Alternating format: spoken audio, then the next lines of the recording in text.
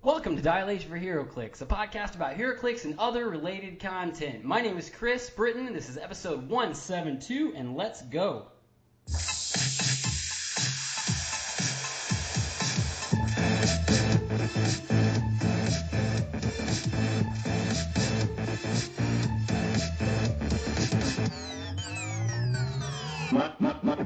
My side. Joining me in the studio today, we have Kalder Ness. What's going on, Kalder? Not much, Kris. Going great. Doing good? I'm glad to hear it, Doing man. good. Because I've got some really important stuff to tell you. You already know, but the listener doesn't. I'm super excited about it. This is a very special episode for us. A few days ago, I put out a tweet that said, this episode, we're going to drop some major information on you guys. Something has changed. We're really excited to bring this information to you. And that is this. Dial H for Heroclix is brought to you by CoolStuffInc.com, where you can find cool stuff in stock every day, including all the latest Heroclix singles and sealed products. Check them out at CoolStuffInc.com. Now, I know what you're probably thinking. You guys have said before that, you're sponsored by... Get sponsors, other. Yeah. Those were lies before. This is not. We are actually sponsored by Cool Stuff Inc., and I could not be more happy about this.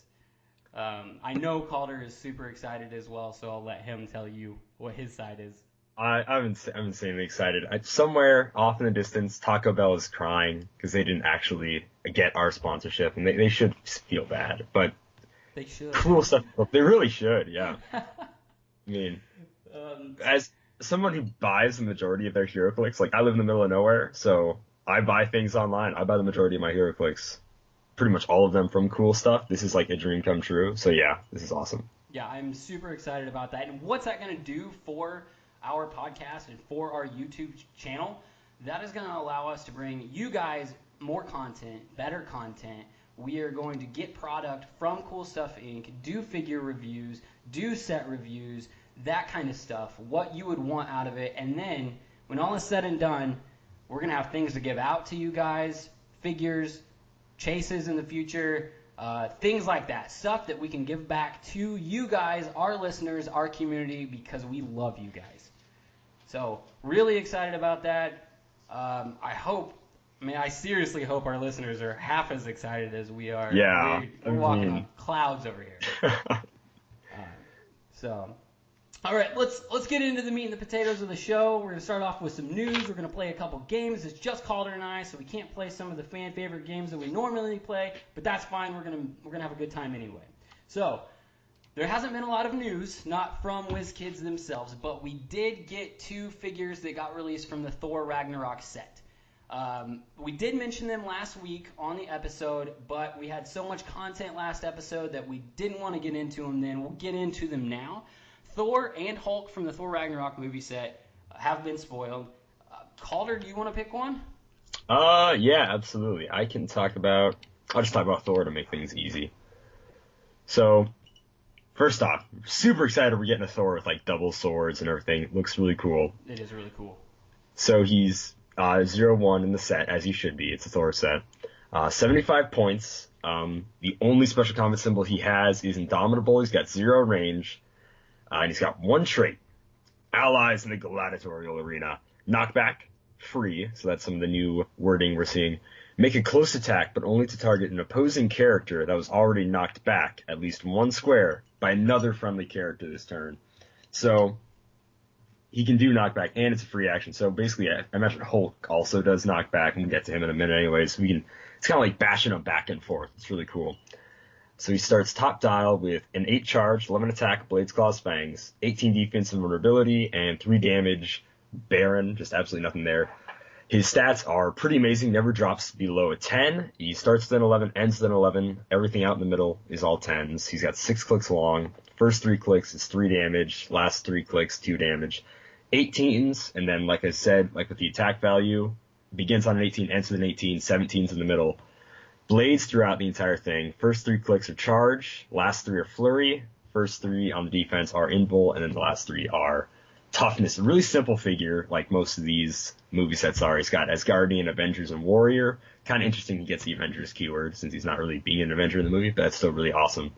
So it's just like a solid Thor that just does something very specific to like this part of the movie. So I think that's really awesome. Yeah, it's very rare that we actually get a Thor that's under 100 points. So yeah, that's true. There are people that are not huge fans of Thor. Like, I've constantly harped on other episodes about how I don't like investing a lot of points into characters that I don't like as characters. So if you're not a huge Thor fan, this is a pretty decent Thor. Now, he is missing Mjolnir, so that's why he doesn't have flight, duh.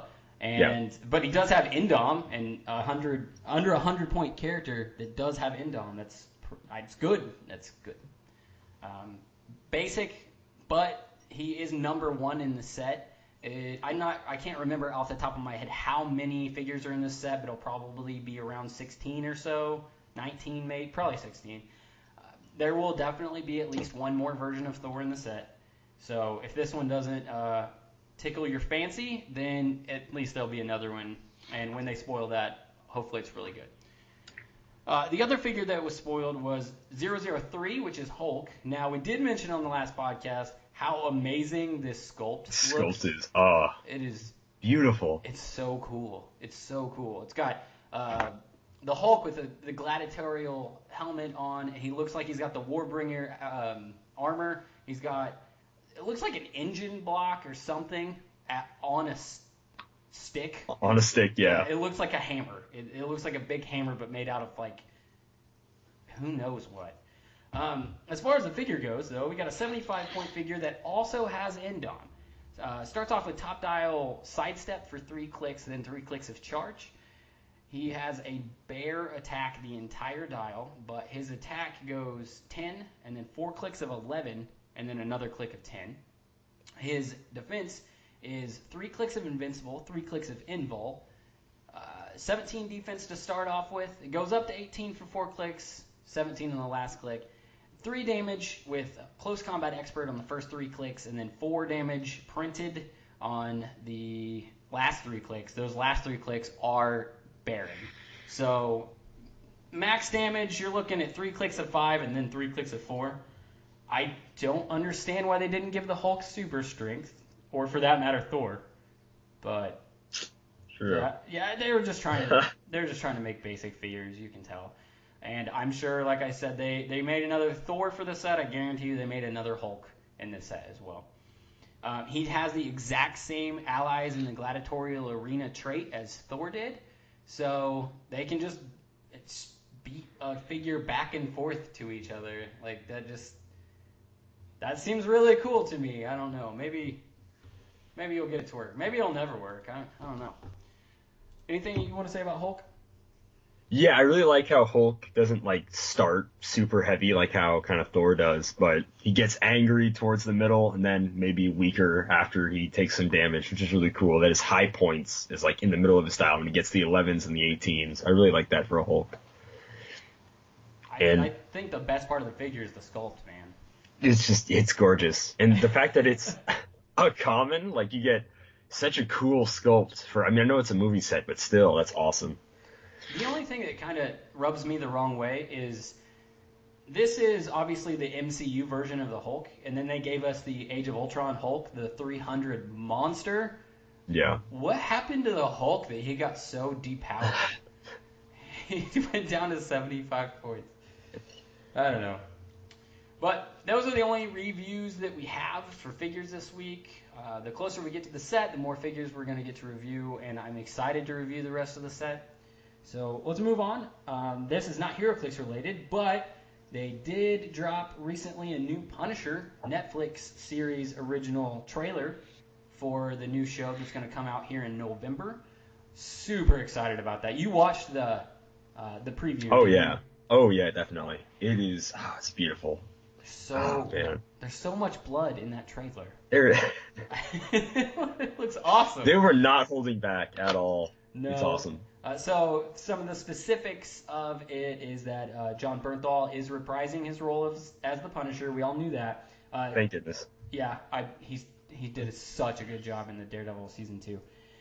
Deborah Ann Wool is going to be reprising Karen Page, and then they're adding new characters to the MCU, like you would expect. Very popular characters from the Punisher's mythos, so Micro and Jigsaw are both going to be in there. I'm exceptionally excited to see Jigsaw. I love Jigsaw because he's just so crazy. He doesn't have any powers whatsoever. He's just crazy. Yep. And then his face is all kinds of messed up, which, if you looked in the trailer, the actor playing Jigsaw, or Jigsaw in the trailer, does not have those scars yet. Yet being the key word, hopefully. Yeah, exactly. So I'm guessing we will definitely see that occur in the show. But who knows? I remember when they introduced Misty Knight into the Marvel Cinematic Universe? Oh, yeah. And, man, I hope I'm not spoiling anything for anybody at this point. If you haven't caught up and watched all the way through. Go watch Defenders really quick. Defender, yeah. Go pause the podcast. Go watch Defenders. And if you haven't at this point, shame on you. Yeah. But Misty Knight did not lose her arm at all the way through Luke Cage. And it took, what was it, like the last episode that she lost her arm in the Defenders? So that, to me, one of the defining characteristics of Misty Knight is she has one arm and one is, cybernetic. Yep. And it took forever to get there. So we'll see about Jigsaw and how long it takes for his face to get entirely messed up. The series is going to be your standard 13 episodes, which has been, I think, the case for every one of them except Defenders, Defenders. The release date is in November, but it has not been announced exactly which day it is. Because they did that little static thing at the end of the trailer, really teasing us. It showed 11 and then some static something and then 2017. Now, we've got a really good guess as to what it is. Punisher is a Marine. The birthday of the United States Marine Corps is November 10th. And then Veterans Day is November 11th. So I'm guessing it's going to be on the Marine Corps birthday.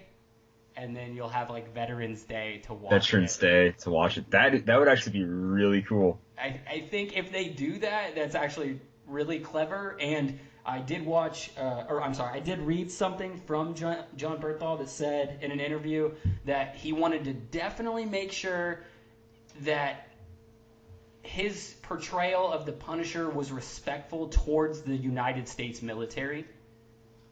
And I think that's one of the routes that they decided to go with in the show, was just, kind of a tip of the hat to our United States military.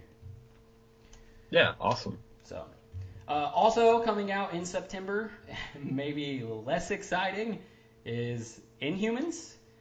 Have you? It has not gotten very good reviews. I'll just let you guys know on that. It's first episode of the series is going to be on September 29th. I don't know how I feel about it. The CGI looks pretty dated. And then, if you didn't know, they actually premiered it, the first 2 episodes, in IMAX. IMAX, yeah. And some of the scenes, but not all of the scenes, were shot in IMAX. So apparently one of the major gripes is that you can tell when you're watching it, when it switches back and forth between IMAX and non-IMAX footage. So that seems really disappointing to me. Man, that is rough. Not to mention the costumes don't look fantastic either. I don't know. I don't have high hopes for it. I'm going to give it a shot. I'm going to withhold my firm judgment until I get to actually watch it. But as of this moment, the bar is set pretty low. Very low. The dog looks cool. It looks like they do an alright job with Lockjaw, at least. Yeah, that's so. True. They got that. I'll give them that. But I don't know, like, Karnak looks really weird to me. Yeah, he does. Medusa's hair's CGI looks not good. But If you are a huge Inhuman fan, you may just look past all of that anyway, and maybe you'll like it. Maybe you'll love it. Who knows? I'm going to give it a chance. That's all we have for news. So let's play some Hidden Gems. If this is the first episode that you've ever tuned in for Dial H for Heroclix, Hidden Gems is a segment where we look at a figure that was completely glossed over in a set. It was shown by other figures in the set. And this figure is actually pretty good, but no one gave it a second's notice. This week we're going to cover 044 Maxima from the Superman and Wonder Woman set. Kalder, do you remember which figures actually overshadowed? Actually overshadowed Maxima? Almost every figure in that set. Actually, not really. But, like, Mr. Mxyzptlk for sure. Yep. I hope I'm saying that right. I really hope so. The rare Wonder Woman I know was played a lot. A ton. Besides that... Don't forget all the Colossals. Yeah, all the Colossals. Who can forget is that soldier guy? He was a common or whatever, but... And I feel bad not knowing his name. That's horrible. But no one was talking about Maxima. But no one talked about Maxima at all. Let's go over Maxima, because I actually think that this is a pretty decent figure. So, coming in at 125 points, we have the Superman enemy team ability. We have Flight, we have Indom, and we have so many keywords, it's awesome. Cosmic, Justice League, Metropolis, Ruler, Superman Revenge Squad, Warrior. You can fit this character on quite a few different teams. It's awesome. Okay, so what's this figure do for you? You have traded telekinesis and mind control for one. But that's not really why you are going to be using this figure as much. Not the telekinesis, a little bit on the mind control. You have a 6-click dial. Starts off with charge for 2 clicks, super strength for 2 clicks, invul for 2 clicks, and a special damage power that's called I've Chosen You, Kryptonian. When Maxima is adjacent to the highest point opposing character, she can use mind control as a free action, but only to target that character. So you've got a 125 point character that can charge in for 5. She can pick up a super heavy. She can hit them for 6 damage. And then she can use mind control for free on them after she hit them. Now, it has to be the highest point figure. But you're probably going to throw this at one of their highest point figure anyway. Her attack never drops below a 10. It goes 10, 11, 11, 10, 10, 10. When she loses charge, she has sidestepped the rest of her dial. She has 2 clicks of toughness, 2 clicks of combat reflexes, and after her special damage power, she gets 2 clicks of close combat expert. Now, she does lose super strength, but with the close combat expert and 11 attack on click 3, you can still hit for 5. So you're looking, man, maximum damage output goes 6, 5, 5, 5, 3, 3. For a 125 point figure with those keywords, I think that this is a pretty dang good figure. And it's only a rare. Yeah, no, definitely. Super easy to pick up. And it's kind of crazy because I've never seen her played, but just the Superman Revenge Squad got me looking at her. I'm like, oh, she's got Justice League, Metropolis. Shoot, Warrior and Cosmic are both great keywords. Maybe Ruler isn't such a great one, but I mean, the Indomitable helps so much there. She can run up, sure, then she can charge. And then let's say you just want to kill a little figure that's next to the highest point figure because maybe you don't want to totally neuter the person you're going to be mind controlling. You can like one-shot KO a support figure, mind control their highest point, and then wreck the other team. I mean, it's really an amazing figure that I think got overshadowed pretty bad. If you do manage to not be able to... So, okay, you move in, you attack, you KO a figure, and then you don't have enough range, or I'm sorry, enough movement to get to your next target. She has traded mind control, and she has traded telekinesis, so you have range the entire dial. Now, the free action mind control is only on the adjacent opposing character, but she still has regular mind control if you want to use it that way. I think she's a really good figure. I don't know why I've never seen anyone play it. Yeah, definitely. And then play it with the Justice League Lex Luthor. You're both got Superman enemy, then you're providing some outwit there too when you think about it. Who else is on the Superman Revenge Squad? You can.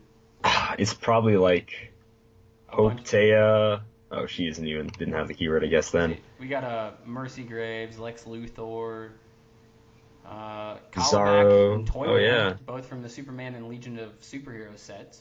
Got a Bizarro back from Superman. So, I mean, you're probably not going to be playing this character with that keyword. But the Justice League keyword, I mean, come on. There's so many Justice League.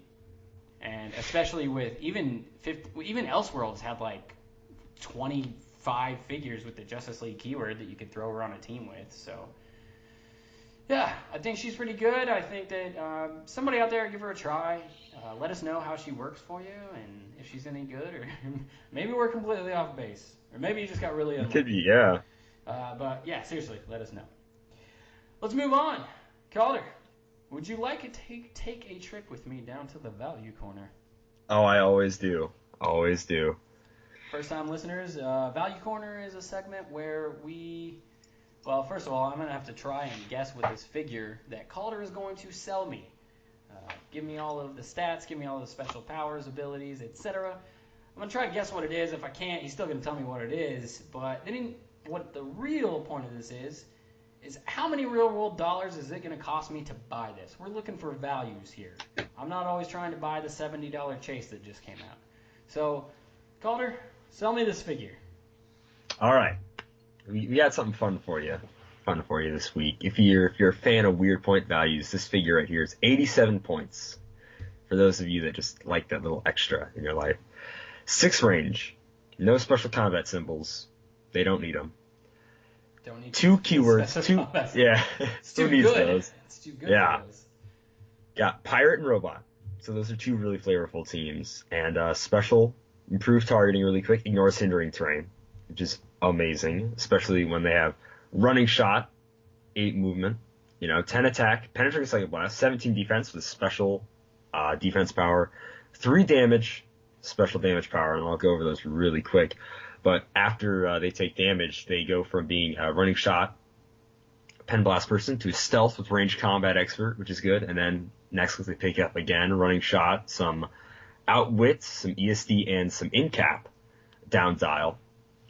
Very flavorful, very nice. And so for the special defense power for the first 3 clicks, toughness, willpower, and sharpshooter symbol. So no symbols up front, but special defense power for the first 3 is giving you sharpshooter and willpower, which is amazing, not to mention the extra toughness. So this is really why you're playing this figure. Special damage power.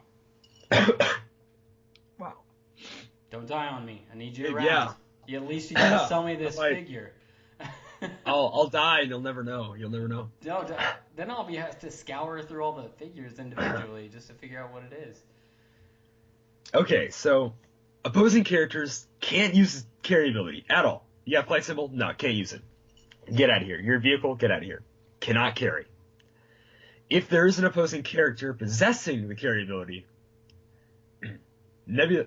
Oh, geez, I almost said it. Wow. They modify their speed value by +3 and can use the carry ability. So basically, while they're top dial, they have +3, so they have an 11 movement, and they have the carry ability. So all those special symbols you don't have, and let's be honest, if you're going against a team, somebody on the opposing force is going to have carry. Well, doesn't every character inherently have carry now? Oh, I guess, yeah. Well, there you go. Hey, and they can't carry anybody, so you neuter them, and really when it matters most is at the beginning of the game, so it doesn't even matter that you don't get this power later. So, really, top dial is amazing, so you have actually an 11 running shot. You have the carry ability if you're stealing it from somebody else, so all those special symbols I said that they don't have, they basically get through everything else that this figure provides. Man, so you're telling me if I play this figure and my opponent is also playing a vehicle, they just straight up can't use their vehicle? Pretty much.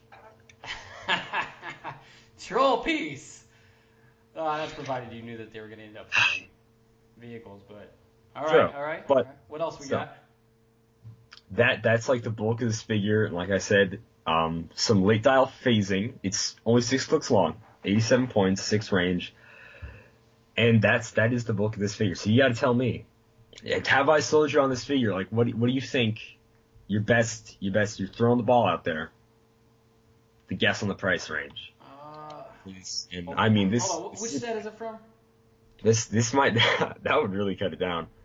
A set I bought way too much from back in the day. Good old Guardians of the Galaxy. I bought a lot of this set. I'll tell you right now. I bought about 2 cases at least of the set, and then random boosters everywhere because we were trying to get zombies, and I only ever pulled 1 zombie. So I bought too much of the set. All right, so tell me what the figure is. Let's get in. All right, the figure is 016 Nebula, Guardians of the Galaxy. Graces. The Graces keyword I didn't mention earlier because that'd probably give her away, but I don't know if you're ever going to play Graces. Fact is, you're probably not. But the pirate and robot keyword, pirate's been getting a lot of love with the Ravengers that we just mentioned last episode, and the robot keyword is fun. That's awesome. So, wow. Okay, so I pulled it up. Man,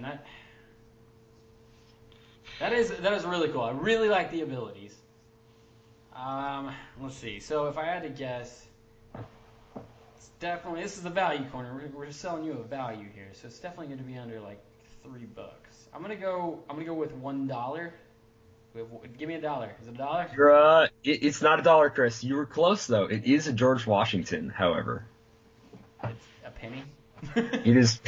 That's Lincoln. Man, I just failed at That's it. American history right Basic there. currency. Yep. All right. No, coming at you for 1/4 of your original guess. 25 cents. 25 cents. Good old Nebula. Man, that's so good for 25 cents.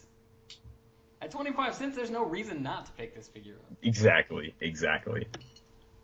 And then you can put it on the Ravengers team. Put it on the Ravengers. Yeah, put them on the Ravengers. The pirate team that you are definitely going to create using Taserface and Yondu. Taserface. Taserface. You've seen Guardians, right? Oh, yeah. Oh, yeah. my gosh, that's so good. Okay. Well, you sold me. I think I might have this figure, but if I don't, I'll pick it up eventually because that's worth playing. Okay, moving on. A couple things that are gonna like kind of run together. We are an Amazon affiliate. If you did not know what that is, that means that if you follow any of the links, the Amazon links that I put out on our Twitter account, and you purchase things from your cart off that link within 24 hours, Dial H actually makes a commission off that. Now, it's not much. It's like a 2-3% commission, but just, you could buy anything. It doesn't matter. It doesn't have to be the link that we provided. You could click on that link and then fill your cart with all the stuff that you would normally buy. I know people that buy like all of their toilet paper and their laundry detergent and stuff off of Amazon. So if you want to support the podcast, that would be awesome. Follow the link on either Twitter or, I believe, Kalder, are you putting them on Facebook? I am putting them on Facebook. Okay, cool. Putting them up on Facebook, yeah. So, we recognize that. We've actually gotten multiple people so far that have followed links and helped us out. It helps out the podcast, and we'll recognize that. And just to move forward just a little bit, skipping ahead in the show notes real quick. Last episode, I said that we were going to give out a copy of Doctor Strange, the Doctor Strange movie, to the first person that ordered something off of the Amazon link and let us know that they did. That winner was Seth Aaron. And so congratulations, Seth Aaron. I appreciate that. Enjoy your copy of Doctor Strange. We're also on YouTube, so when we start putting more, when I figure out how to work a camera is what it really means, is I'm going to start putting out videos of, like I said, probably unboxings, set reviews, things like that. And if you guys want to go check those out, our YouTube channel is just Dial H for Heroclix. Go check those out. That would be really cool. Let's move on to some community, though. I posted a community question on Twitter, and that community question was, are there too many sets coming out too frequently? Can't keep up, or they can't come out quick enough? Multiple responses. We love it, guys. Keep bringing them in. Let's start off with Chris Kurtz. said way too fast. It makes Magic the Gathering look like chess as far as new sets come out. The last time I played Magic, they were coming out with I think it was 4 sets a year, 4 main sets a year. I don't know if that's slowed down or sped up because it's been so long since I've paid attention to Magic. But yeah, definitely making more sets per year than Magic the Gathering is. We also posted the thing on Facebook. On Facebook. Yeah. Facebook. So, between your mom liking your vacation day photos, you can also come like us over at the Facebook page. So, first one up, we had James Martin. They are keeping the interest with the set quantity coming out. However, this waters down the figure pool. So, lots of money and a few Mighty Thor type sets. Not awesome. So, not a fan. Certainly not a fan. Not a fan. We got a response from our good friend Mr. Clicksflix. Says, way too fast, needs to be 4 sets every year from the big 2, so Marvel DC, and then 2 other Gravity Feed sets, and that's it. So probably things like Undead, those random things, Teenage Mutant Ninja Turtles. TMNT. So 2 of those. So you're talking about 6 sets a year, 2 of which are small sets. I think that would be more realistic for people's wallets. Yeah, for their wallets. So Jacob Weaver here. He thinks it's going to slow down. I think this year's just big because of the 50th anniversary, and I kind of agree with him. Having 2 sets come out about a month apart, the big 50th anniversary sets, that definitely kind of helped flood, I guess, the market with all these extra Heroclix that really weren't prepared for. So I think this year is busy, definitely. I agree with him for the 15th anniversary.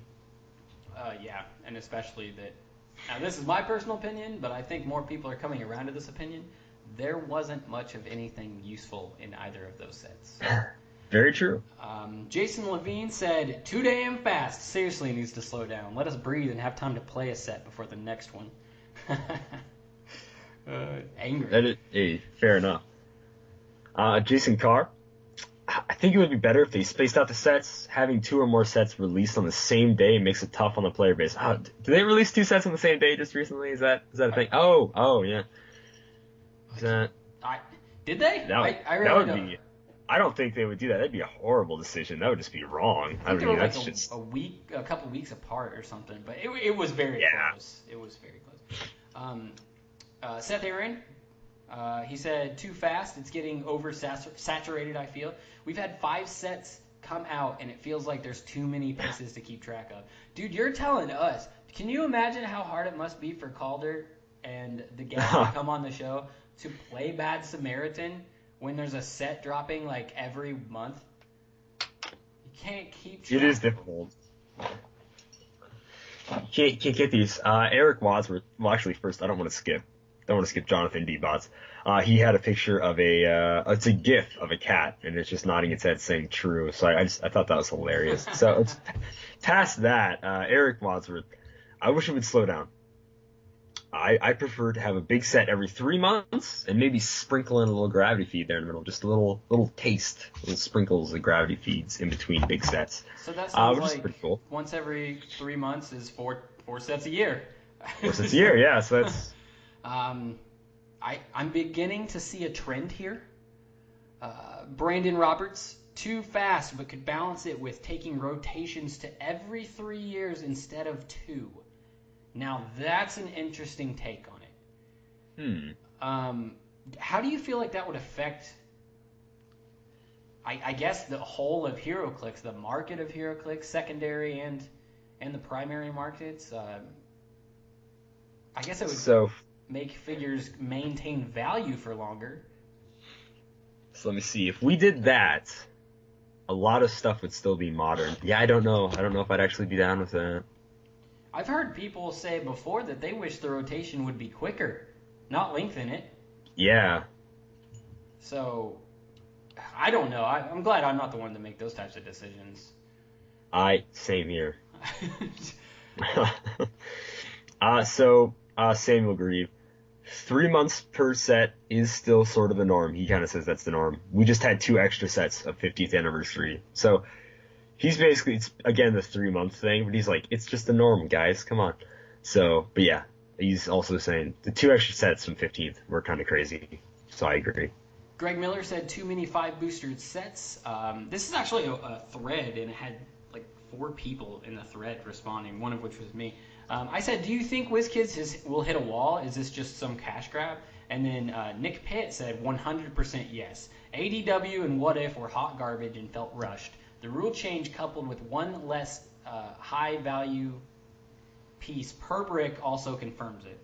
Greg responded with, also, I only like sculpt reuse if they are generics or different paint jobs. I 100% agree with you, Greg. Yep. Check out Deadpool 2 different versions of the same character. And then the last person in this thread was AJ. Said, Thor got back on track a bit, but I totally agree. Think What If and Elseworlds were a bad look. Should have seen one set or gravity feeds like 10th anniversary. Yeah, I think if they would have condensed just the best stuff from like Elseworlds and What If, say like the Justice Riders and the weird Hal Jordan, and then all the Colonel whatever stuff, the Wonder Woman with the swords, Planetary, all that stuff. If they would have just condensed that into a gravity feed, that would be way cooler. Same thing with What If, like Goblin King, Spider-Man, the Captain America with that hammer, the Runaways, all that stuff. Condense just the best stuff without all the extra sculptor use into a gravity feed. I think they would have been much better sets. Yeah. Highly agree with that. Yeah, for sure. Michael Paris. It's hard on the wallet. Great for variety in modern play. And you can't argue with that. There is a lot to choose from. So, variety, yay! The last response that I have on Twitter is from Collectible. He said, too many sets mean more mistakes. Less playtesting, more sculpt reuse, and less time to enjoy / learn each set. I think you nailed that.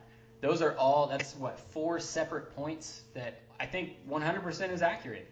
Look how quickly that they had to fix the mistake that was Goblin King. You know what I mean? Like, the figure's been out a week, and let's errata him. Errata the figure, like, slow down, guys. This is me saying this, not Collectible. Just slow down, WizKids. Let us enjoy this set, breathe it in, figure out what we like, what works, what doesn't work, and then you won't have all of these. Well, actually, if they do that, you know what will happen? Our hidden gem selection will go down. Because they'll be putting out actually quality figures. Yeah, that people will be like, oh, you know what? Give this a chance. Do you have any more questions or any more from? Yeah, Facebook? we have one more on Facebook. David Herberger. I can't keep up. I play about twice a month. I have a backlog of figures. I want to play, but I just don't get the chance. However, whatever keeps the game going. So I definitely agree with this guy.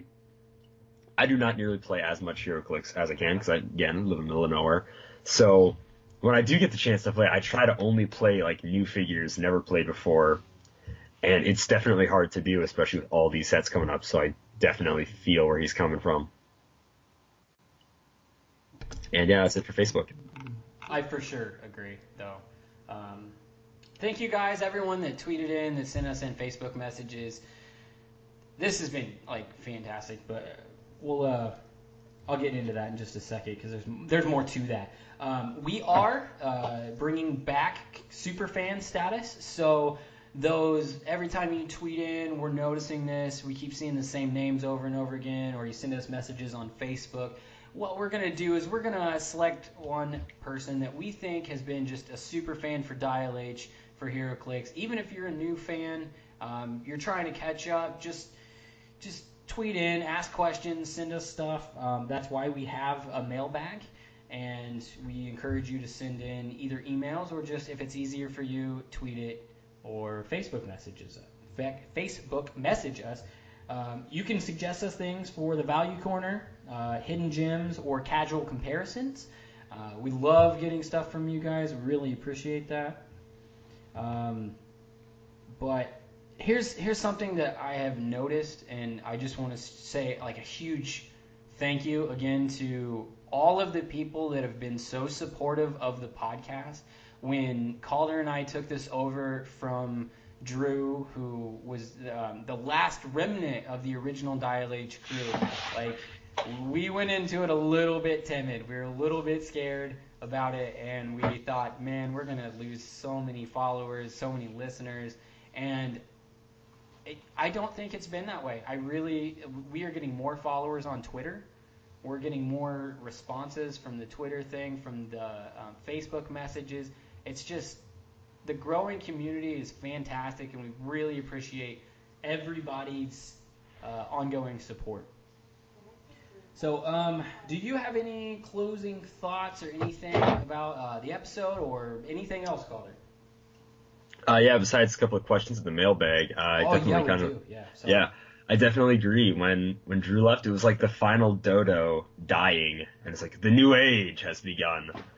So I'm that was one certainly sexy dodo though. That was it really was. My goodness. So yeah, we have 2 questions on the Facebook, anyways. One from good old Seth Aaron. With resources and relics being booted out now and equipment coming back into the game, do you think they'll make any more possessors? What do you think? I still think they have a few more characters they can go through and choose for possessing options. There's still a few possessors I know I want to see. So I for sure believe that possessors will stick around. Now, the rate at which they come out has dropped, but be prepared to see at least a few more in the future. I don't think that this is a mechanic that they even plan to get rid of. If they would have planned to get rid of, then I think it would have popped up in the quote past rules in quote section of the rulebook, but I don't think it's in there. So they know that they're going to print more or make more in the future. It's just the vast majority of characters don't have that capability, like by any stretch of the imagination, to possess someone. Like, you're not going to make a Captain America figure that possesses somebody. Like, that doesn't make that would any just sense. be super weird. But there are a lot of other characters out there that for sure have the ability to, quote, possess another character. So, I mean, when's the last time they made Karma? Do you remember Karma from the X-Men?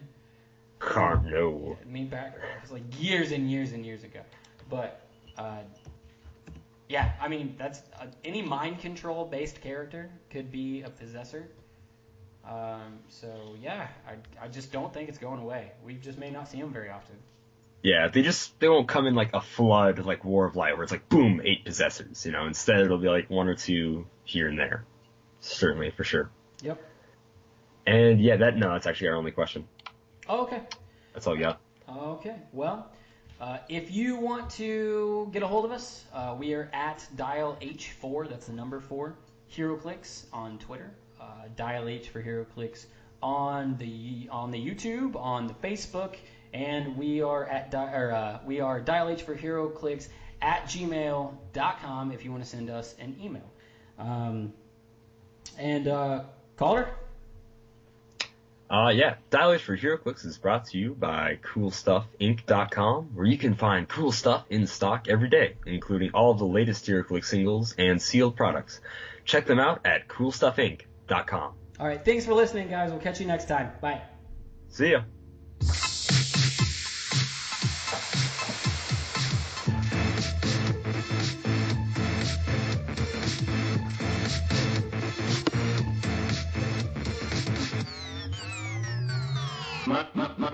My stuff.